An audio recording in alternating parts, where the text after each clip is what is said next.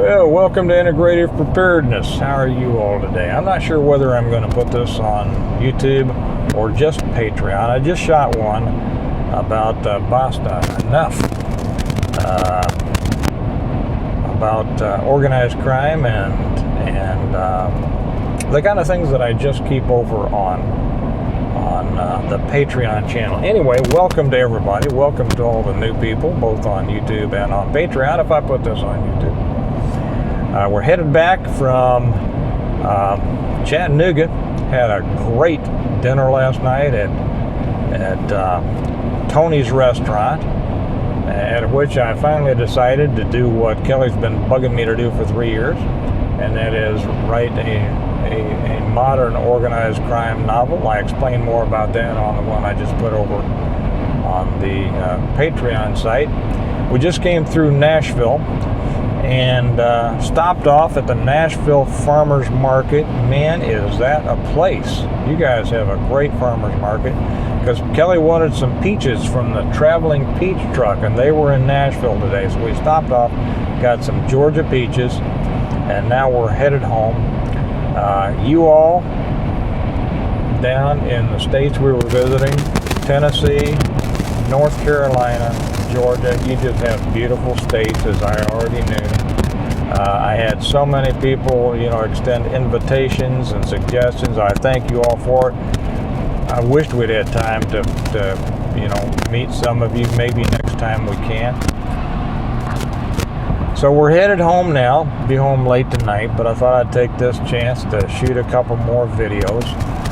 By the way, if you're new to us here, I always say this and all my videos are brought to you by my books, the Nomads series. If you're absolutely new to us, I'm a writer. That's what I do for a living. I write about preparedness and survival, and I wrote the Nomads series, and you can find out all about that either on Amazon. You can go to Amazon and put in Nomads series by Stephen C. Smith, or you can come to our website, stonemont.us, and learn all about the books. You can buy the books there. You can buy other stuff there, and become a stone monter. They tell me they are the best books out there about how to prepare for, how to survive, and how to rebuild after a total collapse. You be the judge, right? So I had a couple of questions. Let's see, which one should I do here? Nomads. Let's do one on Nomads. I had somebody ask, and then I'm going to do another one on pickups versus SUVs for SHTF. Okay, I had somebody on the Patreon channel, and usually I will just answer Patreon questions on Patreon. So if you're seeing this on YouTube, you're just getting a bonus, and you should come join us on Patreon, because we do a lot more over on Patreon. The link's down below. It'll only cost you $1 a month, and you get so much more. Somebody said, what do you think about after SHTF, like what would happen in my book, or the one that I did the other day about SHTF drills, about a nomadic life, Nomads and SHTF? I'll say right off, I think that would be extremely difficult. Now I'll explain why. Now I have a friend who has kind of chosen that path. Once he accepted that these things could happen, he got a camper, and they took the camper out, he and his family, for kind of a shakedown, tour through the Northwest, to Wyoming and all that. Liked it so much, liked the lifestyle so much, they got a bigger camper, and so he is going to, if everything falls apart, to where most of us, if we're going anywhere, we are, hey, going past Fort Campbell. I know that means something to somebody. Howdy, buddy.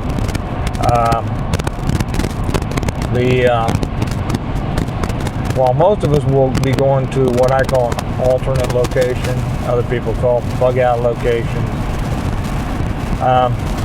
he's decided to take it on the road. Just be kind of a nomad. I don't really see that. Now, if any of you can leave comments that arguing the case for a nomadic life, I'm more than willing to read them and to consider them. I'm going to tell you what occurs to me right off here. I think it would be very difficult. Okay, everything's falling apart.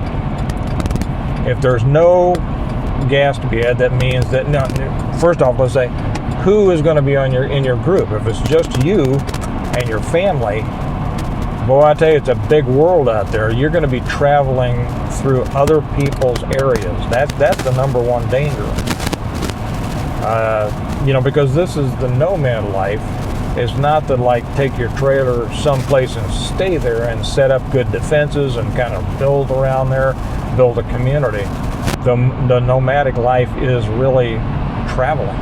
Now, I covered a little bit in, I think, my second book about some Irish travelers who had come up from South Carolina to Stonemont and all that. So I'm not saying that there wouldn't be nomadic groups, but I would think that those would be groups who are already somewhat nomadic, living kind of a gypsy life or a traveler lifestyle. For the average person to do it, first off, most people, I know that there's a lot of RVers out there that drive everywhere all the time. I know there's a lot of people who have sold their homes, bought an RV, stuck their money in the bank, and they don't have, they keep a post office box somewhere, and they live in their RVs. So I know that it's being done now, but it's being done while we still have all the services around, right? We still have gas stations, we still have dump stations, we still have campgrounds, we still have all those places they can pull into and hook up to utilities, dump what they need to dump, buy food, all of those things. So being a nomad while we still have infrastructure is one thing. Living a nomadic life when we don't is quite another. To me, I think it would be very difficult. Like I say, you're always going to be driving into other people's areas that you don't know. Okay, you don't know the area, they do.